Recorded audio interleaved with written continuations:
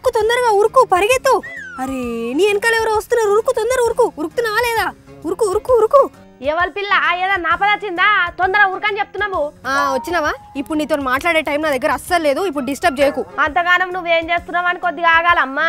నువ్వు చేస్తున్న ప్రజాసేవ ఏంటిదమ్మా? ఎవరిని ఉద్ధరిస్తున్నావు? అరే నీ పక్కన ఉన్న వాళ్ళని కడుపులో గుద్దు, దెబ్బకే సావాలి. కొట్టు కొట్టు. అరే ఎవరితో మాట్లాడుతున్నావు? నువ్వేం చేస్తున్నావు?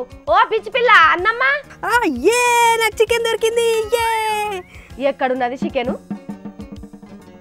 అరే నీకేం తెలియదు. నీకు ఇందాకనే చెప్పినా కదా డిస్టర్బ్ చేయకని, మళ్ళీ ఎందుకు వచ్చినావు?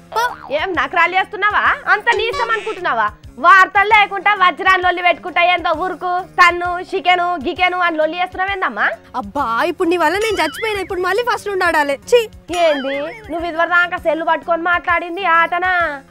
ఆటే అమ్మా తల్లి. నువ్వు కూడా వచ్చాడు, నీకు కూడా చికెన్ డిన్నర్ వస్తుంది. చికెన్ డిన్నరా అంటే అది ఆడితే ఇంటికి చికెన్ ఇచ్చిపోతారా? అయ్యో ఆటలనే ఉంటది, మనం ఆడుతుంటే అదే వస్తుంది. అగోగోగో ఎవరు వచ్చిండ్రు? నువ్వే నవదినా? నీ ఆట పిచ్చికిన వారెత్తు. ఏంది పిల్ల నీ లొల్లి? అగోగోగో ఎవరు వస్తున్నాడు? చంపు రావని చంపు. అబ్బా బట్టే వాజగాడు చచ్చిండు.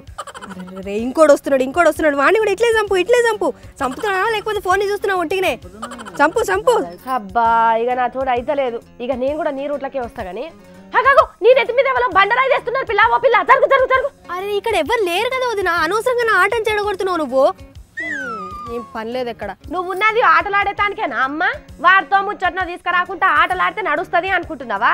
ఆగమ్మా నీ పనులు అన్ని సార్తో చెప్తా ఆగు. ఓ వదినా నేను నిజంగా ఆడతలేను వదినా.